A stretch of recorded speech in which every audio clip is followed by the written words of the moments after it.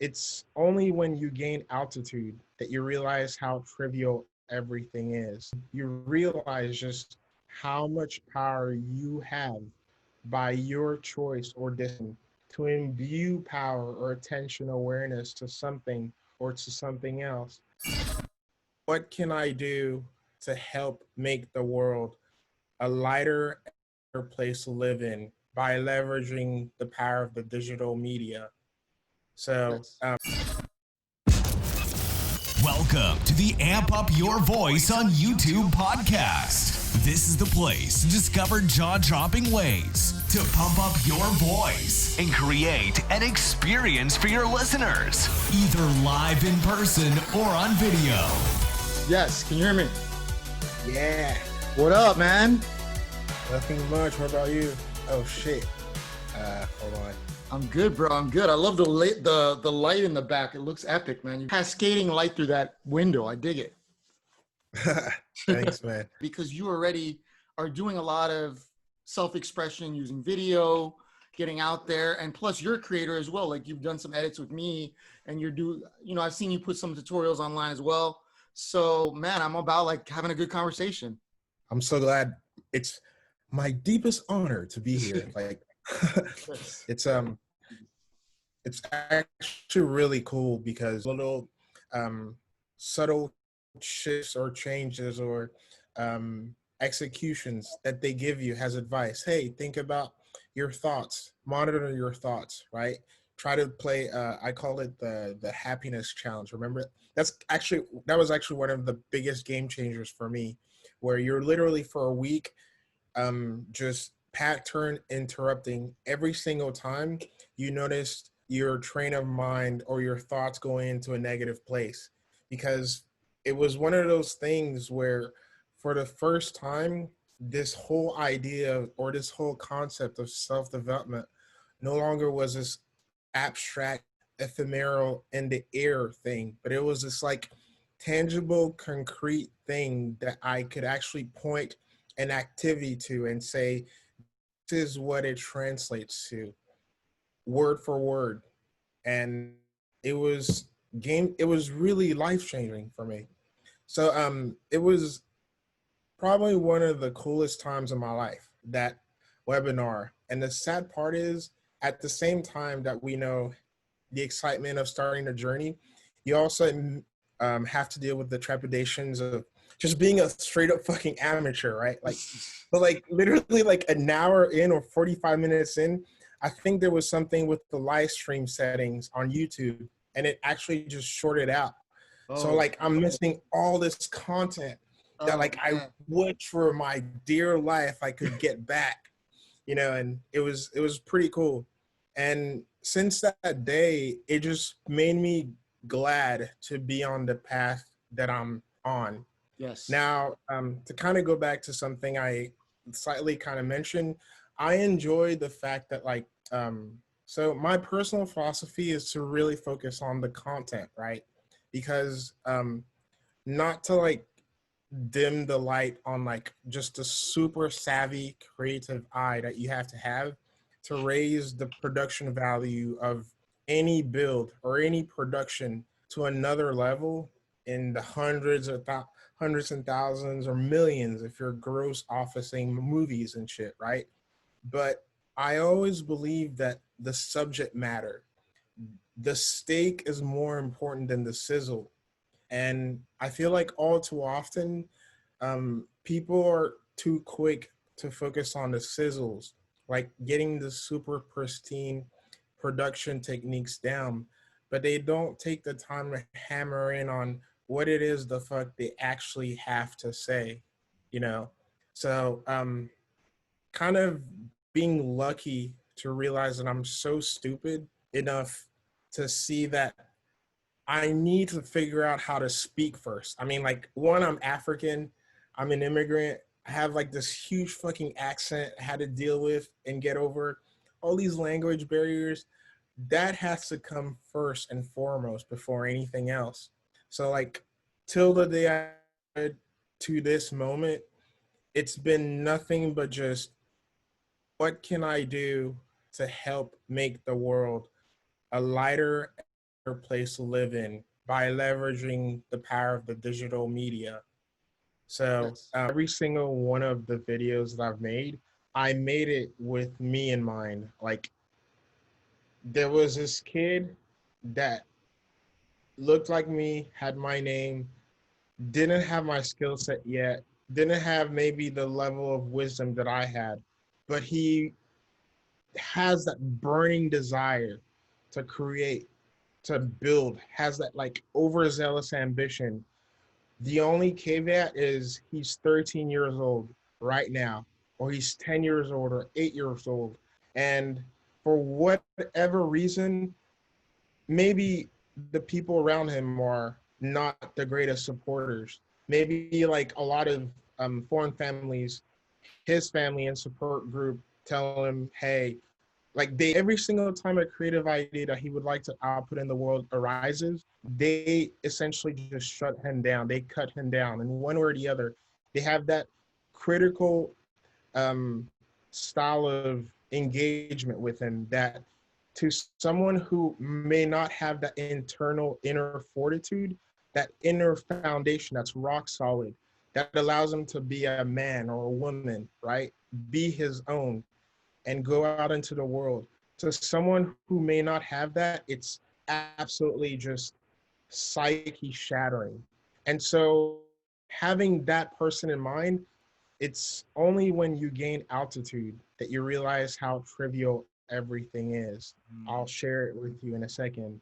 But it's just that when you realize just how much power you have by your choice or decision to imbue power or attention awareness to something or to something else, and how that literally shapes the person that you becomes. When you understand that, and maybe you might not have that support group, but you come across my piece of content or yours or Tony Robbins or RSD Tyler or Gary Vaynerchuk or any of those flavors, that spirit of self empowerment is so ever blazing that it just like there's no other way for that situation to go but for you to be essentially lit up and like just set on fire, empowered internally first, right? And then externally with the skill set, with the mindset, with the way of seeing the world, with a big picture worldview, right?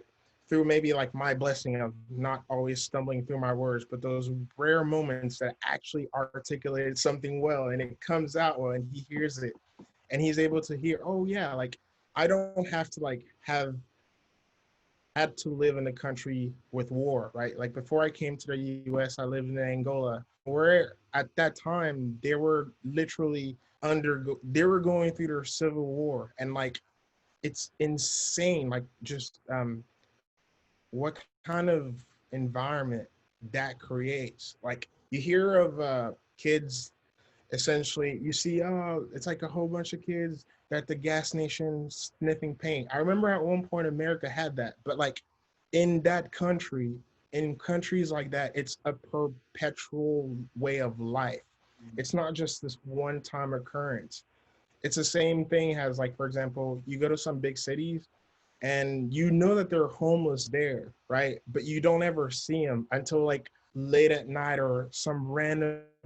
But in those countries, they're like everywhere, and it's like a perpetual state of powerlessness. The buildings are like disheveled. Your McDonald's burger is not a McDonald's burger. It falls over. Like there's all these small things, that like they may not have to like experience the hardship, but just by me being able to like talk about it, they're able to like glean some sort of insight and benefit in one way or the other. And I think it's so cool that we can do that in this day and age. Like now we don't even have to meet, like literally So at the powerful. click of a button. Just that we're connecting this way. It's so amazing. And it's almost like this COVID situation, while crazy and really destructive in some ways, it's really helping us connect in a new digital way like we've never done before. Like I know a ton of people that are connecting on Zoom that have never even used Zoom in their life, bro. And it's like, it's a really cool thing. I wanted to talk about like that power of communication, because that's kind of what you're getting at is, you know, the idea that we have a voice, we each have a voice to share in the universe and in the world. And a lot of times we're maybe held back by our own fears or our own blocks or something that's preventing us from really being our best selves. So what do you think is the way to unleash that? Like, let's say you're someone that is a little uncomfortable speaking on the spot or expressing yourself, right? How do you best overcome something like that? Because there may be someone watching that isn't sure about expressing. And you know, we see the importance of communication. Like I always think like talking to other people or is like the gateway to pretty much an expanded life. Like if you want to really expand and enrich your life, talking to new people or talking to other people that you know more often is going to be like sort of the gateway to doing that. So what's a way we could get better at that, do you think? So I'm so glad you say that. And it's insane, bro. Like, when you start creating and you get so much momentum with it, and if you're lucky to be the kind of person who just doesn't dwell on what he's accomplished, you're just moving. Before you know it, one day you turn around and you have a whole fucking catalog. Yeah, it's crazy shit. But what I was gonna allude to is I believe that for any single sort of change, right? Let's not even use semantics like deep level change, deep identity change. Let's just talk about change, meaning for the sake of this conversation, to simplify it, just define it as being able to get yourself to either enact a new behavior, a new state, a new way of thinking, right? A new another way of executing, right? If you want to put it that way. Basically a new way of expression, multi-dimensional expression, right? Because I think that truly canvases everything that we're kind of on the rise of talking about, right? The sense of not just being able to talk, right, or put yourself out there, but just being able to take action. For I believe that it's not this big thing that we always feel has to come about. Let me put it in another way. We constantly always believe that it's as if one day you will maybe hear some really enlightening video, right? Or something that really hits you. And then you'll be like, damn, let that one sink in. So you go outside and you light a cigarette, and then maybe you decide to walk, right? And then by some virtue of mysticism and serendipity, the wind changes, and then something happens, something clicks. And then you start, for one reason or the other, just being able to do that thing, right? I believe that those moments are actually the result of something that you personally engineered yourself. What I'm trying to say is, let's just put it as like simply as that. You mentioned, for example, being able to talk, right? Like public speaking. Or one of the things that holds a lot of people back is the fact that they have to put themselves out there and the people around them may not have something nice to say, or the words that come out their mouth may not be the things we really want to hear. It may or may not actually affect us more so than we want it to, especially if maybe we expected or anticipated another form of words and delivery from a particular person or the other, right? I think that if we stop seeing those moments not as a way to essentially brace, meaning when you're about to do something new that you haven't done before, feel like there's that part in yourself that's kind of bracing for impact. It's kind of like if you ever try to take a shower early in the morning, like a cold shower, you're like, oh, like you know the cold water is gonna hit, but the moment it hits you, literally like your physiology literally shuts down for a second. I've been dealing with a fever and shit, so like I've had to do that, and it's actually mind-boggling to think about. Like I've like gotten run over by USPS. I've had testicular torsion, all sorts of shit. Oh Like man, all I've right. Crazy, yeah, I've crazy. ran through the gamut. You know, Well, like you know, I some people swear by those cold showers, bro. So I'm dude, curious. I'm curious how you've really, you know, what is your reaction to it? I think it's so funny, bro. Like literally your body is afraid of cold Yes. more so than the fact that like you might have a deep wound, like a gash from like training, and you're not afraid of putting it under hot water. Like you're like, oh, it's gonna sting. But the visceral reaction that you have physically to that comparing to cold water, it's mind blowing, bro. But to kind of like not lose ourselves, I believe that it's the same it's the same sensation that we all experience when we're about to do something different. I think actually that that reaction that we're talking about to cold water is not so much that the water is cold or that like we're used to like higher temperature and now we're like coming down to a lower temperature. I believe that there's all these subconscious programming that has occurred over time that has caused us to have that reaction over and over and over again to the point that we even come to fear our expression of that reaction. Like we come to like fear the fact that like our face is going to contort, our body is going to do this because for one reason or the other, the emotional energy that we've anchored to that moment, that experience of the cold water is so great. Like we've made it such a big deal in our minds that it literally is like fucking with our physiology. So Yeah. like So to interesting. kind of tie it back, it's all about the small things. If you realize that it's not so much that you're speaking to a stranger, you're just standing up and talking just as if you would with your mom and dad and Yes. sister and friend, you know? If It's you not treat so it as much a conversation, it opens you up. You view it in a totally different way than if you're limited to thinking of it as a public speech or some type of event that's really serious. exactly. Mm. And it's crazy because even as I said that, I just realized just how fucking potent our emotions are, especially when we like anchor it, right? Remember that article I wrote, the video and then the article, the nature of reality, Mm. where we had like a long I ass think we convo did. We had about a long where ass fucking discussion about that. I remember that. objective reality and Yes. subjective reality, and Right. then like it segued into the phonetics shit, right? How Right. like just because words oftentimes in today's vocabulary are essentially they have strings attached to them that carry emotional weight.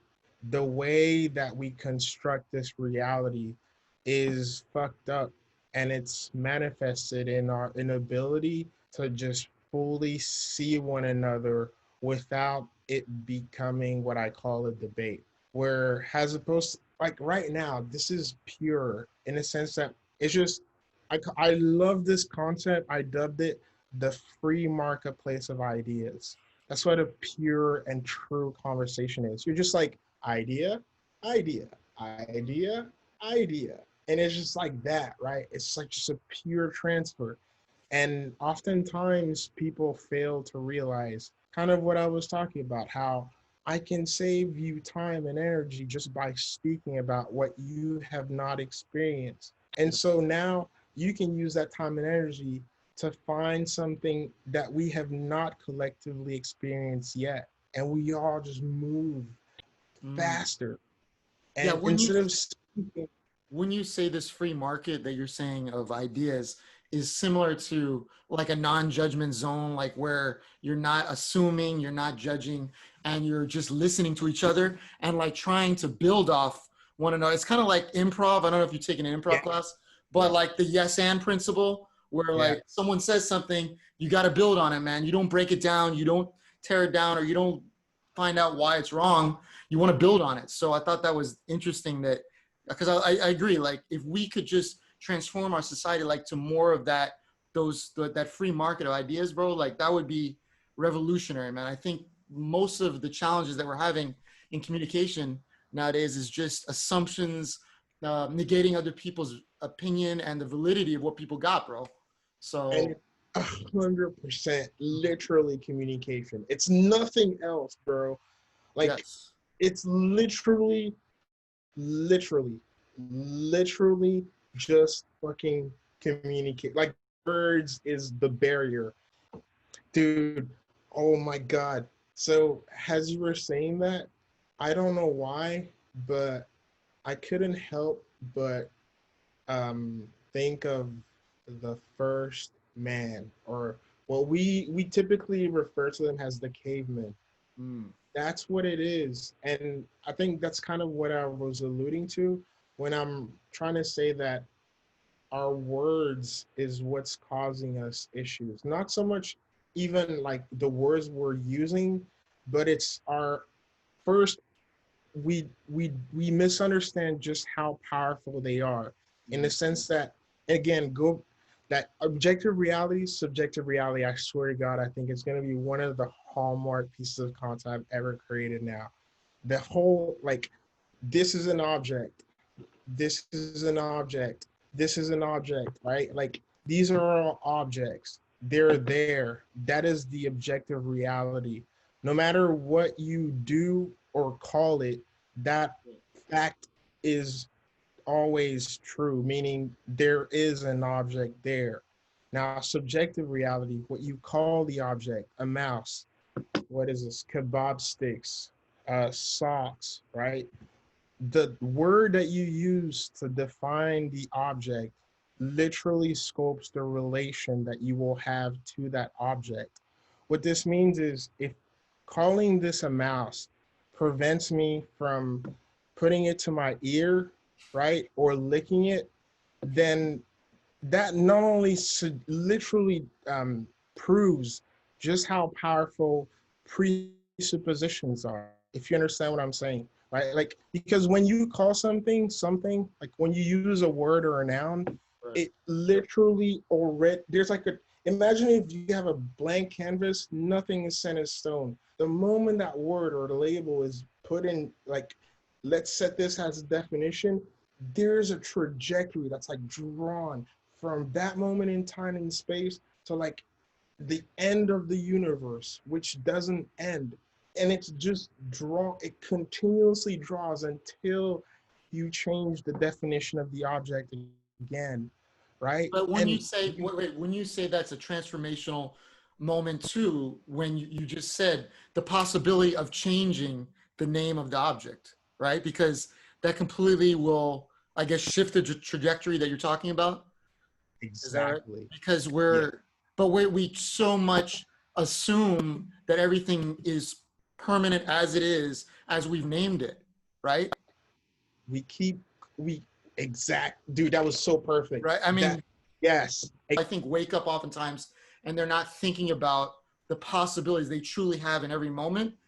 They pretty much just matter of factly treat everything as it is, as language has taught them over time, right? Over generations, I guess. Got So, my beer, got my cup, the fuck else? you That's know, bro, crazy. I think the big thing for me is like it's a reminding game. Like Yeah, oftentimes we just forget, bro. We dude, that's why forget I about the truth feel, of the matter. you know how like as you're growing up, you hear like some of these phrases where they're kind of easy, but like you can, like, every time someone utters them, it's almost as if they're saying something that's like sacred. Mm, Like, for example, something as simple as like, always say please and thank you. mm. Be careful when you cross the street to look both sides.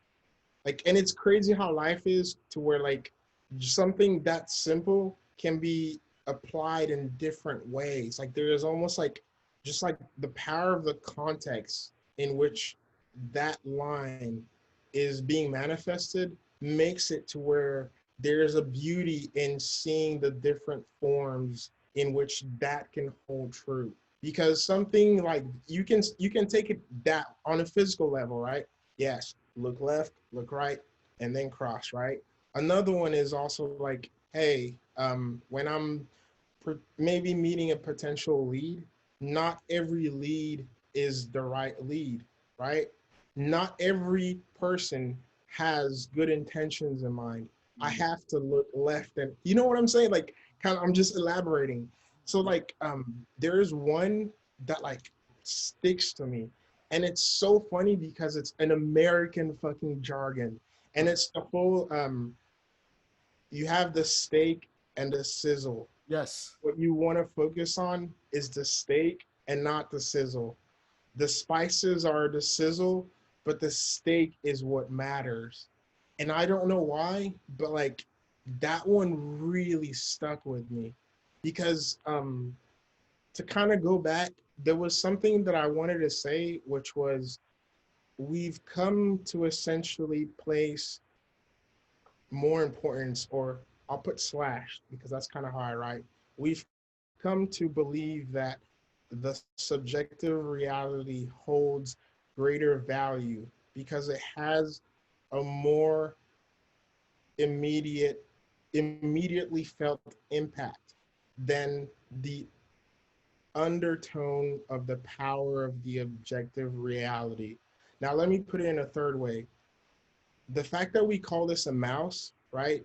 In our mind, once you understand that, right? Because that's an axiom on some level. It's like a 1 + 1 = 2 thing.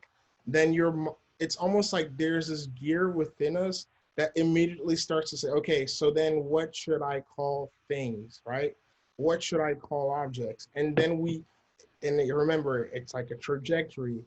All of a sudden now, you're now trying to figure out what words should be placed. Missing the whole game. The real game changer is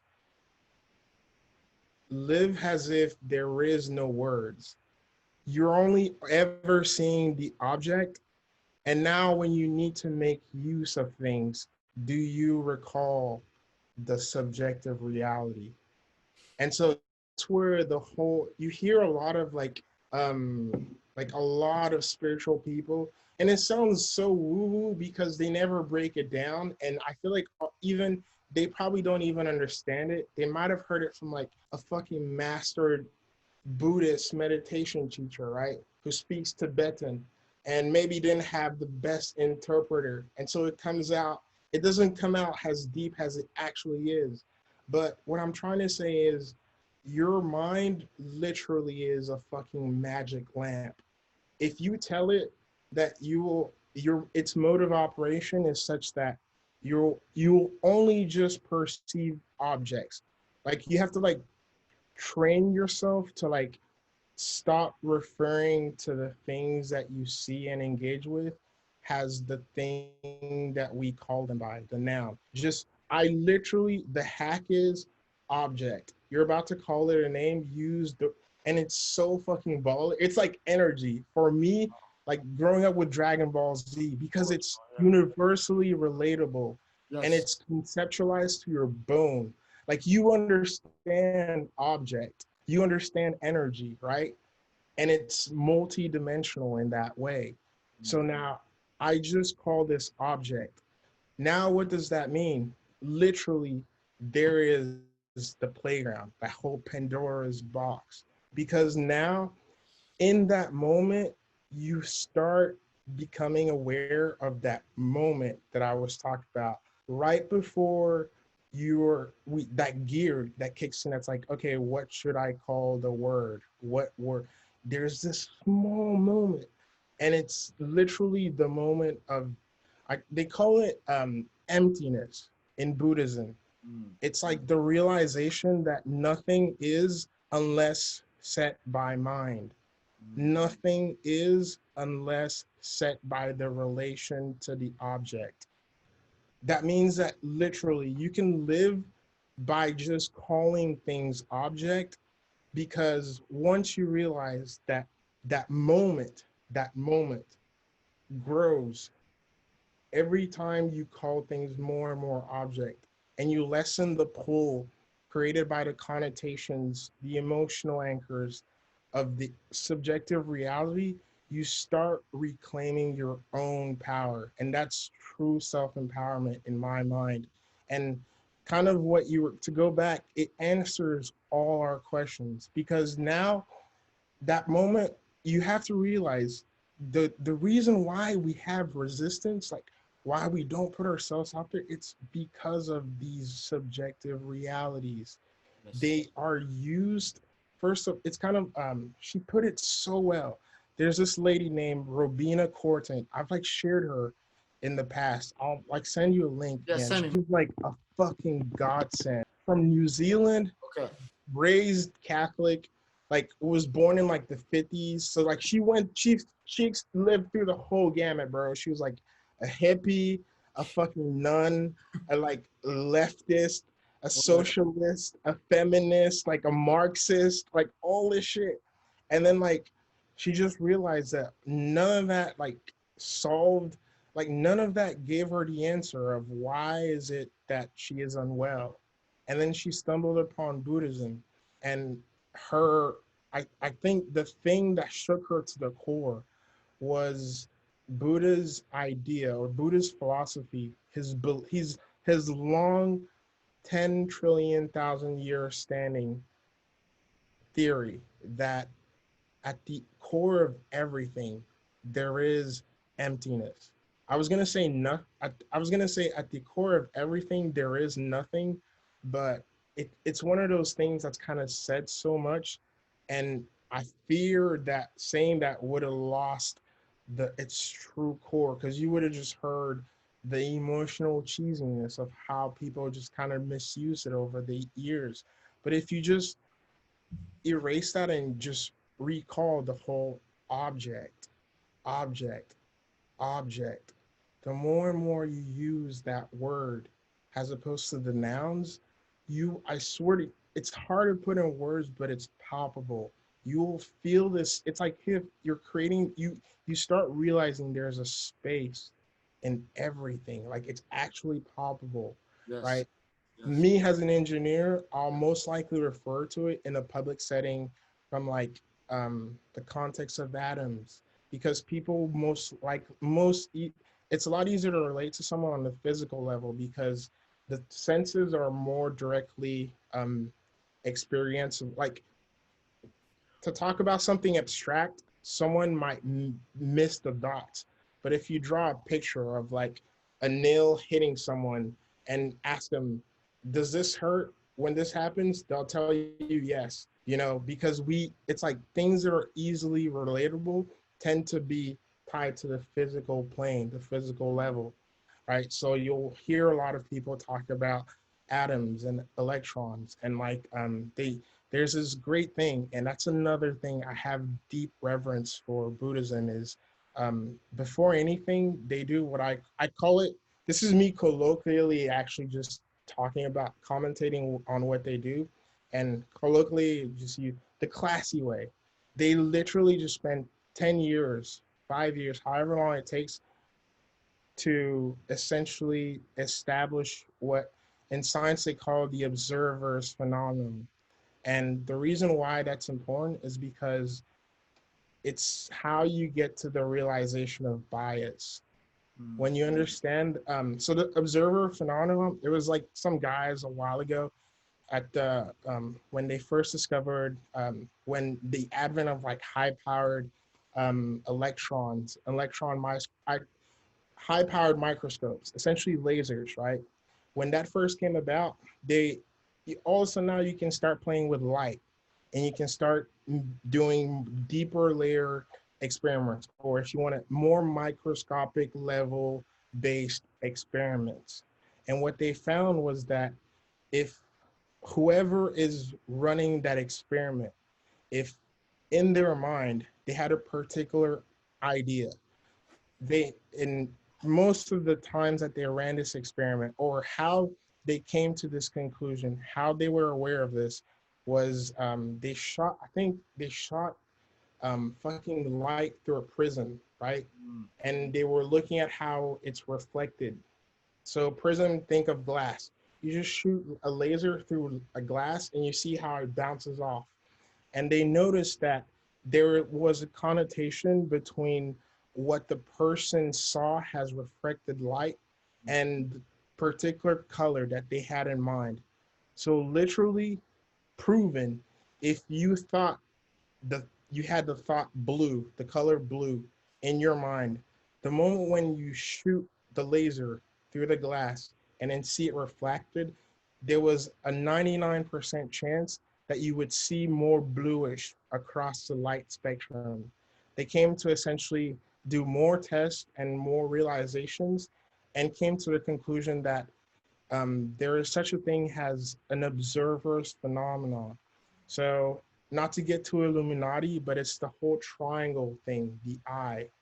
Basically, whoever's eye is essentially controlled. If you want to, let me put it in another way. Your eye dictates the reality that's shaped in that moment. If your eye sees or decides to wishes to choose or lay its awareness on the color blue or happiness or positivity or creation, the things that will come about from the physical world will literally reflect that awareness. And that's the whole basis behind the concept of energy. And you've heard of before you say anything, your energy is felt, the aura, Yes. right? Yes. That is literally where all of those things stem from. And this is like a work in progress and evolution. Because you're saying like there's space, right, around every single thing that we deal with, and that's like the turning point for all of us. Don't you think that would translate to, like, if you're related to objects, relationships, your impact on the world, like people you talk with, all of that I would think would be able to be transformed if you're relating to just everyday things in a new way.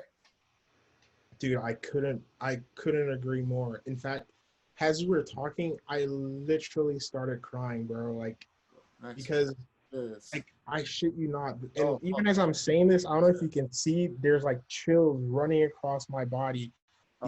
It was literally directly tied to something she was saying. Because they have a way of breaking down reality that is so precise. Like the language they use, it's she likes using the word arcane, but it's more there's another word. It's not be it's primordial.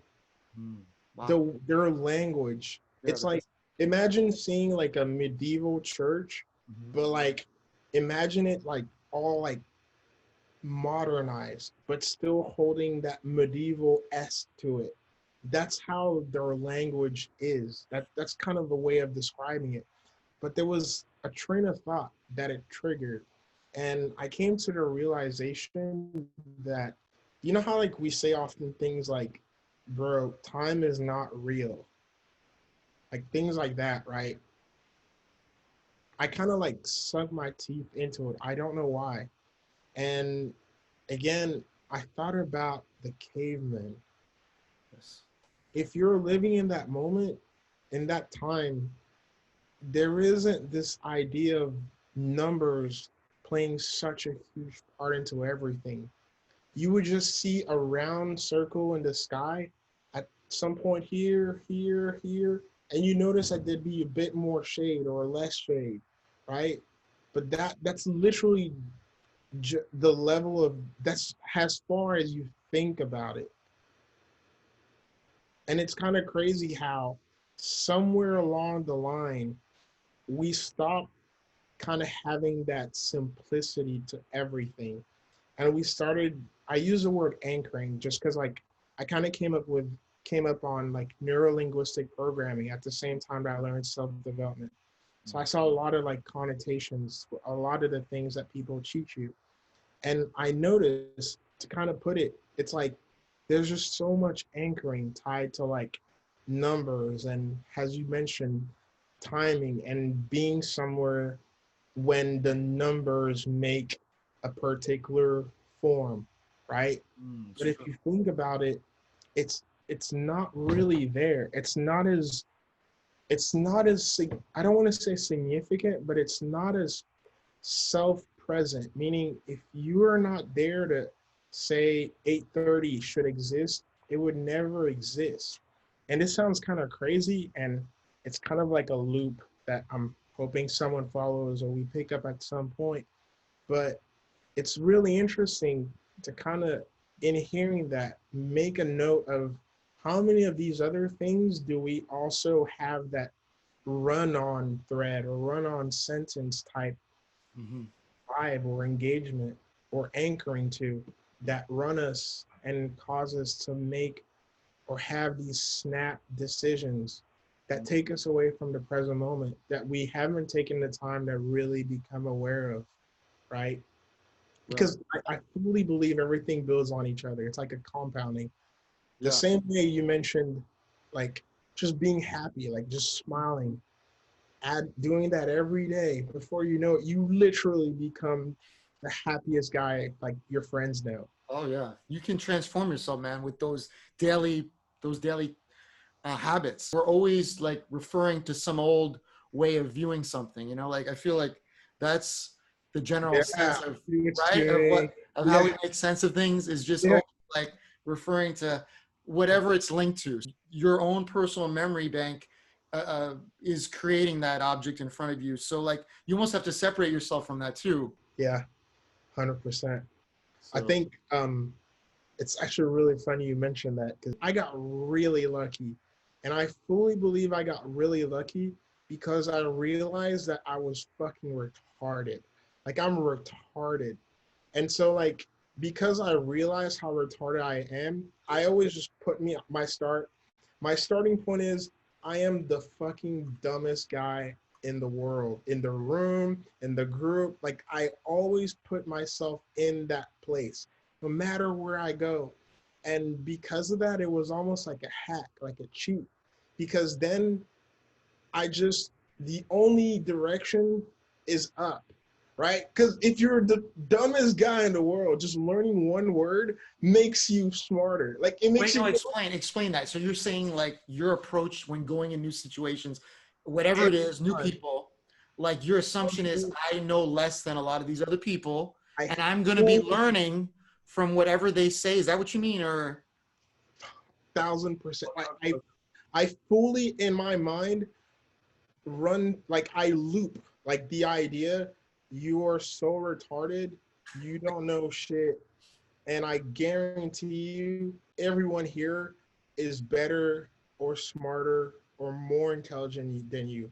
I and I say it with 1,000% conviction, and it's not as like a way of like putting myself down or because I growing up, I saw how like that was actually a bad mindset in some ways to hold because it would fuck you up. Like you would some people say you would be meek, right? mm, There is a point where like being humble and just being meek in like a bad way is there's a delineation, right? And that was actually like a huge learning phase that I had to undergo. But I fully finally integrating it in the right way, channeling this approach, I realized that if you put yourself at the bottom, like like people say the bottom dish, right? If you like it's like a joke I used a while back. In that position, in your mind, not even just like things, but just in your mind, imagine you were theoretically, then that would mean that there's so much for you to learn. And that literally means that like anything makes you go up. Like you learn one word and you go up, right? Like someone tells you something and you listen and it actually makes sense. And on some level, because you're in that open-mindedness, like your mind will fucking find a way to like see the value in it in a yes, way that that yes, person they didn't even realize they were saying. Like they like 100% of the time, I'll hear something, the person doesn't even know like the level of depth that they just talked about or whatever they said, but because my mind is just in that spirit, it just finds a way to apply it. That's so cool, man. I've never heard of that. And I love that idea because it's like you're creating that situation you're going into in a new light because you've opened up your mind completely to like the possibility that this person is going to be dropping some amazing Exactly. ultimate like golden nuggets that are going to be that are going to blow your mind. But if you don't come in with that philosophy, if you come in with the idea that I know better or I'm at least equal, then I could see how you could be like, oh, thinking what you're going to say next, or not even really processing it. Is I see you creating a lot. Like you'll do blogs, you'll write a lot, and sometimes you'll go furious, bro. Like I'm talking about. Like I'll try to scroll through it, man, and I will read it, man, because it's so long. But some of it's really So good. true. But It's but so you true, go at it. dude. Furious swag. You're in that zone, man. So like swag, right? So what I, what I love Dude, is that bro, is like so you're true. yeah, you're I got that from you, man. But thank you for listening today to the Amp Up Your Voice on YouTube podcast. Please subscribe so that you won't miss an episode. We'd appreciate a review if you enjoyed our content. Stay tuned for part 2 of our interesting discussion into communication and new paradigms for freedom of expression.